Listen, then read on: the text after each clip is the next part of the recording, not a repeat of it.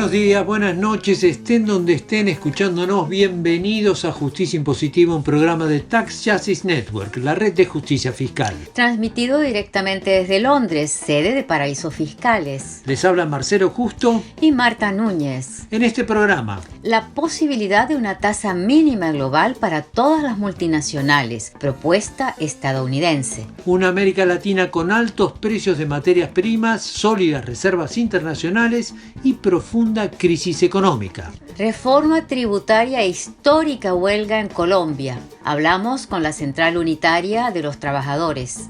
Y hablamos también con ACOPI, el gremio de las pequeñas y medianas empresas de Colombia, sobre la reforma y la posibilidad de un frente común con los sindicatos. Esto es Justicia Impositiva, un programa de Tax Justice Network, la red de justicia fiscal.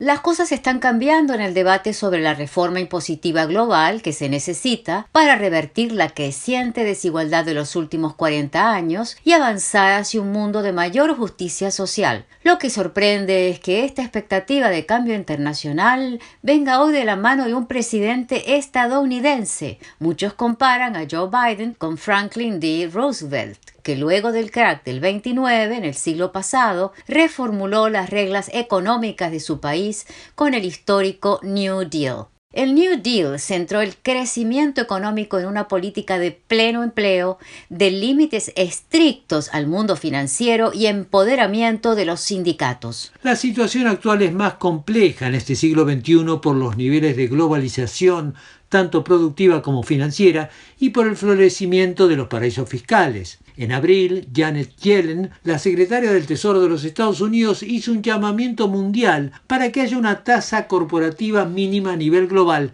que termine con 30 años de carrera a la baja en los impuestos a las multinacionales. Escuchemos a Janet Yellen. Another consequence of an interconnected world has been a 30-year race to the bottom. Otra consecuencia de un mundo interconectado es que ha habido una carrera a la baja en los impuestos que pagan las corporaciones. Estos impuestos garantizan que los gobiernos tengan suficientes recursos para invertir lo necesario en bienes públicos. El gobierno de Joe Biden ha avanzado en esta dirección a nivel nacional y también a nivel internacional, como para llegar a un acuerdo global que revierta la erosión de la recaudación impositiva mundial que se produce a raíz de esta competencia a la baja entre los distintos países. Estamos trabajando con los gobiernos del G20 para avanzar en esta dirección. Todos juntos podemos tener una tasa mínima global corporativa como para que la economía mundial prospere en base a un sistema global impositivo que sea igualitario para todos los países y que cobre el impuesto que se debe a las corporaciones multinacionales. In the taxation of multinational corporations. Estas palabras de Janet Yellen, secretaria del Tesoro, son el más importante respaldo de la primera potencia global a un nuevo orden mundial impositivo que termine con la fiesta que se han hecho las multinacionales en los últimos 30 años. El problema de esta propuesta es que requiere un acuerdo global. ¿Será posible conseguir un acuerdo global? Para responder esta pregunta inauguramos en este 5º año de Justicia Impositiva un nuevo espacio de debate, Panorama Internacional, que nos ofrecerá una aproximación al contexto global en el que está inserta América Latina. Escuchemos a uno de los economistas más notables de América Latina, Óscar Ugarteche, autor de una veintena de libros sobre historia económica regional y académico de la Universidad Nacional Autónoma de México, la UNAM. Sí, yo creo que es posible y es necesario. Lo que ha ocurrido en los últimos 30 años es que ha habido una carrera a la baja, una competencia entre los países para atraer inversión extranjera a los países. Y eso ha llevado a que muchos países, y no estoy hablando de paraísos fiscales, sino países como Chile, Perú, Colombia, México, hayan dado exoneraciones fiscales o facilidades fiscales a los inversionistas, o todavía mejor, no les cobren impuestos. Entonces, yo creo que el llamado de Yellen ante la evidente crisis fiscal que tenemos a puertas es un llamado a que todos cooperemos para la recuperación económica global. Y ese es un llamado que nadie va a decirle que no. Obviamente acá va a ser fundamental el acuerdo entre Estados Unidos y los países centrales, y eso probablemente después se irradie al resto del mundo. Y en Europa hay países como la República de Irlanda que tienen un impuesto corporativo mucho más bajo del 21% que propone Estados Unidos. ¿Cómo se puede llegar a un acuerdo precisamente con países que han basado su crecimiento en su condición de paraísos fiscales? Y en todo caso, ¿qué tipo de acuerdo se puede llegar? Yo creo que con Irlanda en particular, que es el último en llegar de los países europeos, en llegar a un proceso de industrialización reciente, nivelarse con las tasas impositivas del mundo no le viene mal, porque también tiene un problema fiscal. Entonces le va a venir perfectamente bien. Las empresas ya están establecidas, no se van a mudar porque tengan impuestos de 21% en cualquier país, porque es el mismo impuesto, si no tiene ningún caso mudarte, si vas a pagar lo mismo si estás aquí que allá, mejor te quedas donde estás. Lo que pasa es que hay otros que lo que son paraísos financieros, como Luxemburgo, pero esos, digamos, la parte corporativa no importa ahí, ¿no? Ellos son paraísos fiscales y los paraísos fiscales no van a dejar de serlo, yo no creo.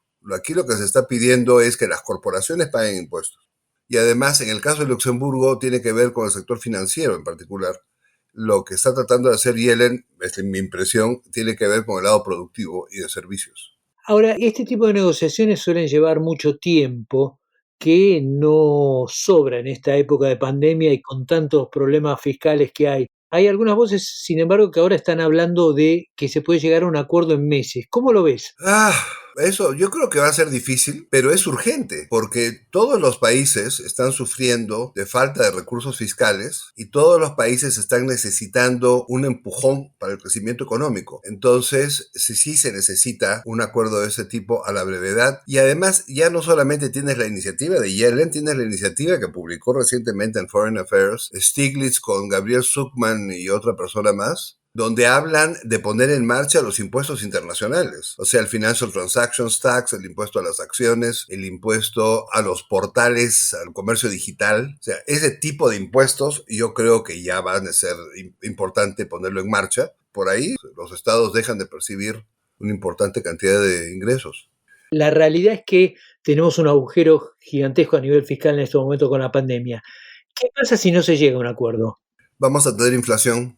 O sea, no llegar a un acuerdo impositivo ahora significa inflación el próximo año. Tasas inflacionarias altas, ¿no? O sea, 10%, 12%.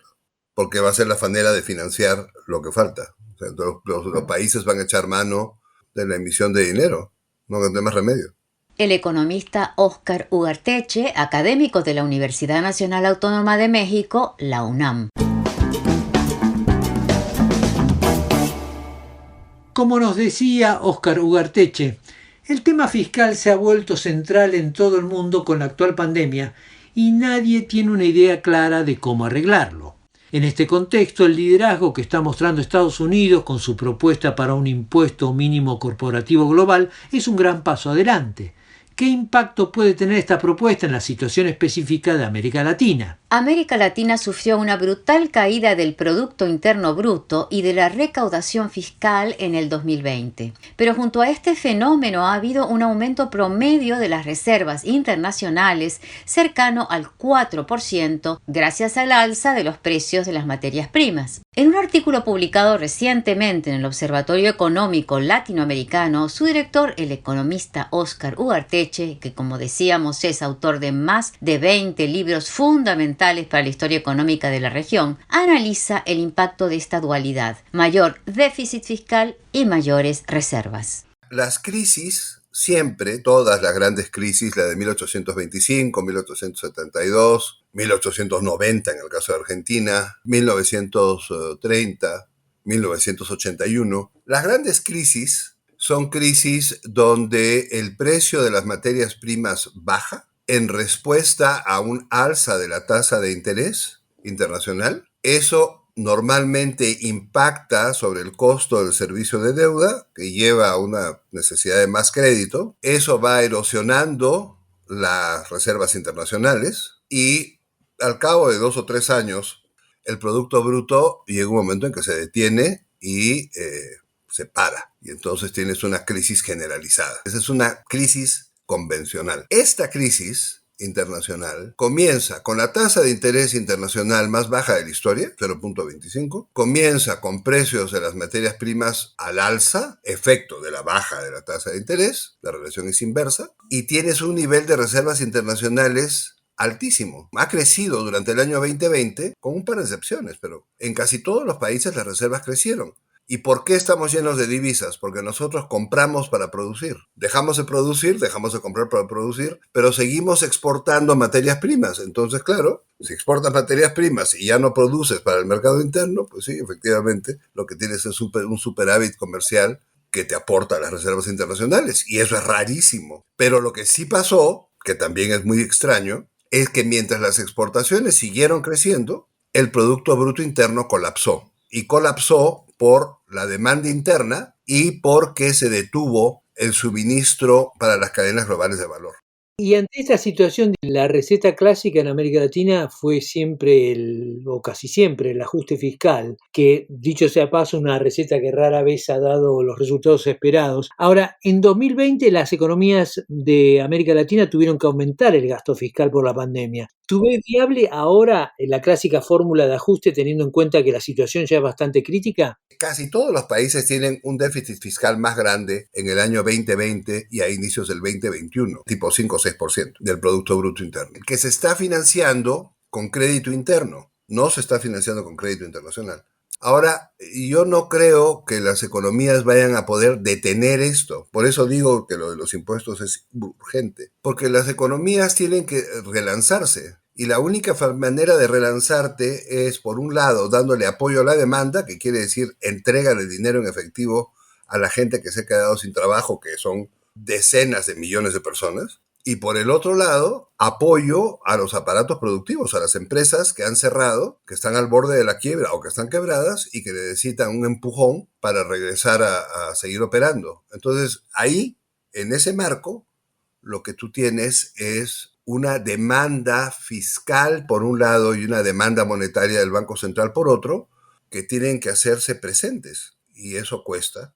Acá hay algo que, visto de la lógica del hombre de a pie, que no mira la economía desde teorías, que no sabe de eso, hay algo que realmente resulta casi perturbador, porque la lógica sería, si hay dinero en las arcas, gracias a los buenos precios internacionales de las materias primas, ¿cómo puede ser que tengamos un problema fiscal tan grave? Claro, es que las arcas están en dólares y la recaudación fiscal se hace en moneda nacional. Los bancos centrales no pueden financiar a los tesoros directamente. Y esto a mí no me queda claro cómo se le va a dar la vuelta, porque en algún momento hay que convertir los dólares que están en el Banco Central en una forma de financiamiento del Estado. La experiencia de los años 50 y 60 fue que cuando el Banco Central compraba toda la deuda del Tesoro, eso terminaba generalmente en tasas de inflación muy altas. Pero ahora, en esta situación, sí se necesita que el Banco Central entre y hay evidencia que cuando entra no necesariamente genera inflación de inmediato. O sea, no lo pueden hacer 3 años seguidos, pero sí lo pueden hacer 6 meses o un año. Ahí estamos. Yo creo que ese es el disparadero teórico y ese es el disparadero empírico. Ahora, como analizamos en la primera parte de esta entrevista contigo, la secretaria del Tesoro de Estados Unidos, Janet Yellen, propone un impuesto global del 21% a las multinacionales. ¿Sería esta, por ejemplo, una vía para solucionar el tema fiscal en América Latina? Ella propone que este sea un impuesto para las multinacionales, pero el sistema internacional funciona sobre el principio de la no discriminación. Entonces, si tú le pones un impuesto a las multinacionales, le tienes que poner un impuesto a las nacionales. No puedes discriminar unas de otras. Todos los tratados bilaterales de inversión y los tratados de libre comercio exigen igualdad en el tratamiento fiscal entre las empresas extranjeras y las nacionales. Si tú subes el impuesto para las corporaciones extranjeras, tienes que subir el impuesto a las corporaciones nacionales, lo cual no es una mala idea. Y puedes además crear en ese marco una excepción para la pequeña empresa, para la microempresa. Es decir, en ese marco tú creas el reglamento necesario para no afectar a los sectores pequeños que estás tratando de privilegiar. Pero sí le pones impuestos a todas las empresas grandes, internas o externas, ¿no? El economista Óscar Ugarteche, autor de más de 20 libros fundamentales para la historia económica de la región, hablando con Justicia Impositiva sobre su artículo publicado en el Observatorio Económico Latinoamericano, un centro de investigación clave para comprender lo que está pasando en Latinoamérica.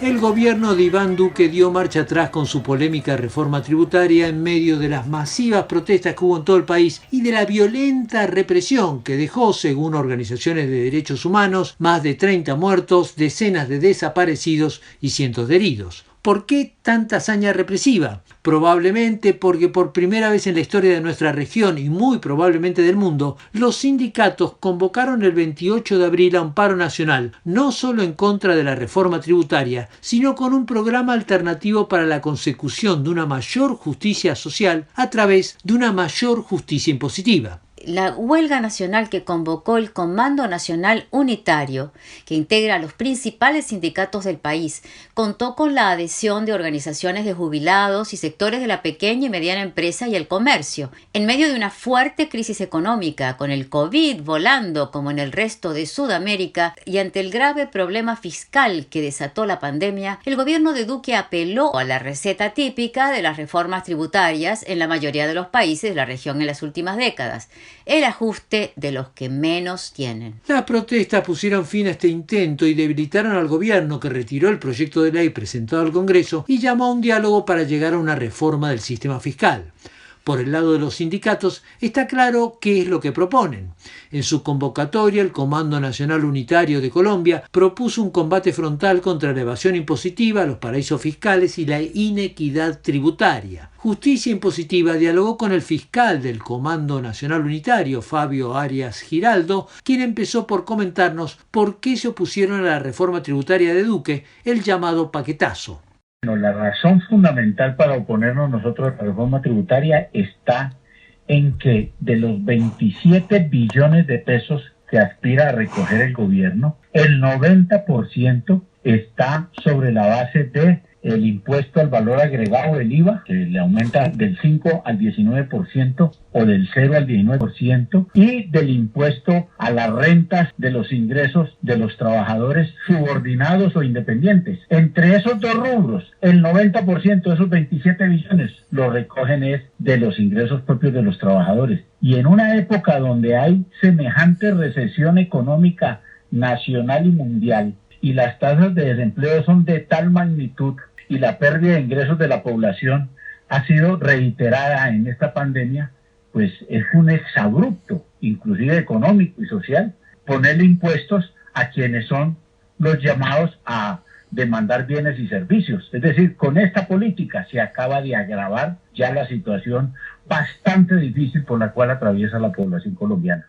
Ahora, esto es un problema de larga data en Colombia, la injusticia fiscal, es decir, muchas exenciones impositivas para los ricos, bajas tasas impositivas para los ricos, mucha evasión fiscal y al mismo tiempo una gran carga fiscal para sectores de trabajadores, asalariados, pequeñas y medianas empresas. ¿Cuál es la propuesta que tienen ustedes? Las cuentas nuestras es que si se eliminan las exenciones tributarias que tienen el sector financiero y las grandes corporaciones nacionales y extranjeras, se podrían recoger los 27 billones de pesos. Pero adicionalmente, si el gobierno hiciera controles a la evasión tributaria, que es de 43 billones de pesos en Colombia, si adicionalmente el Estado hiciera un control sobre los paraísos fiscales, según los datos exactamente también del gobierno nacional, hay 370 billones de pesos en paraísos fiscales. Se recogerían por lo menos otros 14 billones. Pero si adicionalmente el gobierno, en vez de hacer gastos absolutamente innecesarios en esta época, como es comprar 24 aviones de guerra que le valen 14 billones de pesos, evidentemente tenemos un cuadro en el cual no se requeriría esta reforma tributaria y sí serían progresivos los impuestos en la medida en que se le hacen a los grandes capitales y a los grandes empresarios. Ahora, históricamente las huelgas se hacen por temas salariales o de condiciones laborales o en protesta ante una determinada política económica gubernamental. Esta es la primera vez que yo veo una huelga que tiene como eje central la justicia tributaria. ¿A qué atribuye usted este cambio en el que Colombia y los sindicatos colombianos están evidentemente tomando la vanguardia? Hombre, especialmente porque ya los trabajadores sabemos que no solamente con aumentar nuestros salarios resolvemos los temas de nuestra precariedad laboral y social, sino que también entendemos que el Estado tiene otra cantidad de mecanismos múltiples para deteriorar nuestra situación precaria.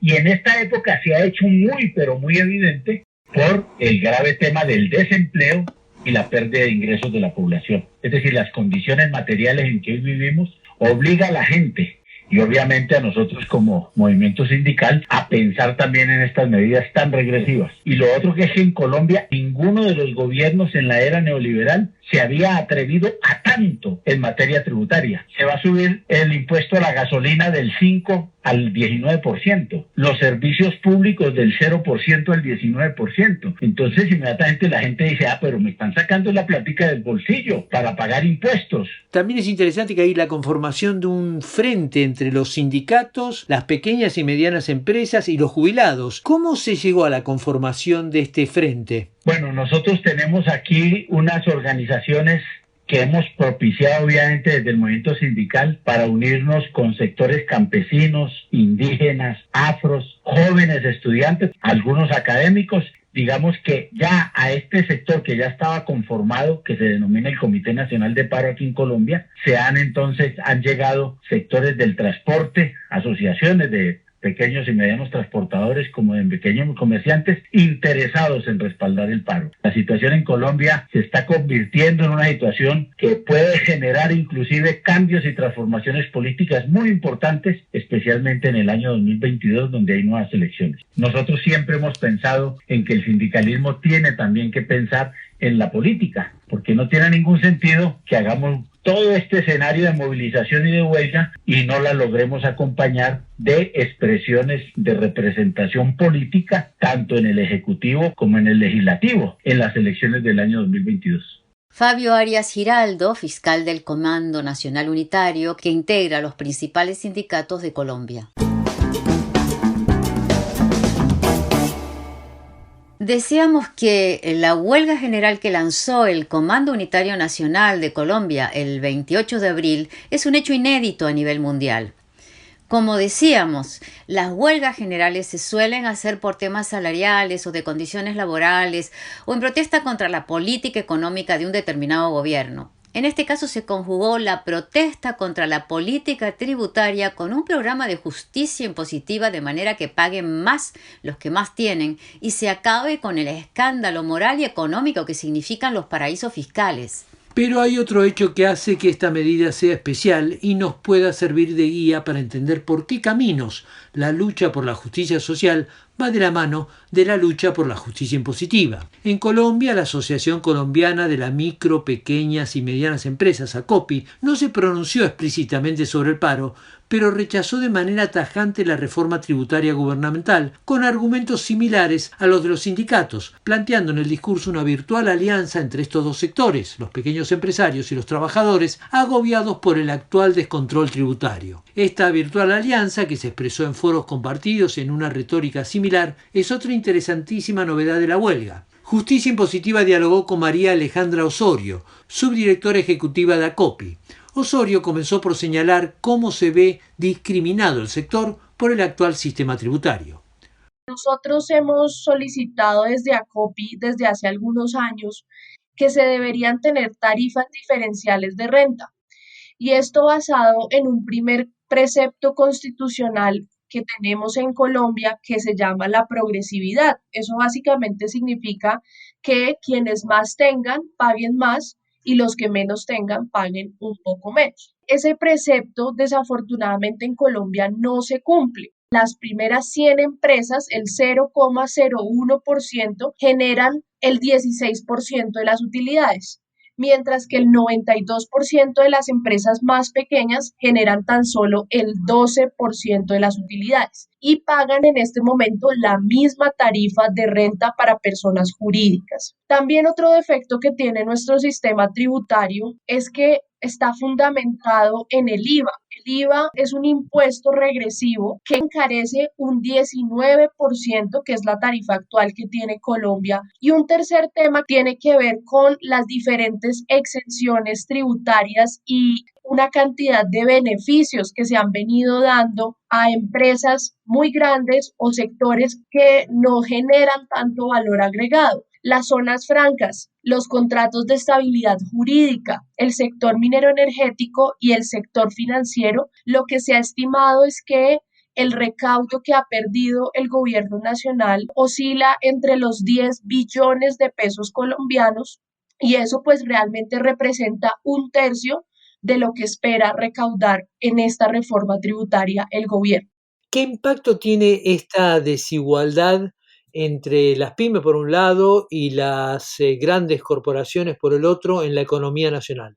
No es que estemos en contra de que haya empresas grandes, creemos que son muy importantes para la economía, pero digamos que las desigualdades son muy notorias, no solamente en este dato que muestra cómo las utilidades están altamente concentradas en un grupo muy pequeño de empresas, sino también porque los beneficios que reciben, pues esto hace que se afiance ese nivel de desigualdad a nivel productivo. Y otro aspecto que nosotros hacemos mucho énfasis desde ACOPI es que el país necesita hacer una transformación productiva y dejar de depender de sectores primarios de la economía que generan poco valor agregado y que no ayudan a que ese empleo sea pues formal, bien remunerado, porque otro de los indicadores graves a nivel social en nuestro país tiene que ver con la informalidad. Cerca del 50% de nuestra economía es informal y tenemos que darle mejores condiciones a esas empresas pequeñas para que también los niveles de formalización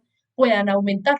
Ahora, estos argumentos de ACOPI sintonizan bastante con los argumentos de la Central Unitaria de Trabajadores. Sin embargo, ACOPI no adhirió al paro, aunque hay empresas transportistas y de otros rubros que acompañaron la medida a título individual. ¿Por qué no se pronunciaron por el paro? Digamos que esos son temas en los que los diferentes empresarios que nosotros reunimos en el gremio tienen diferentes opiniones. Adicionalmente a eso, porque realmente nosotros creemos que hay razones para estar en oposición a esta reforma tributaria.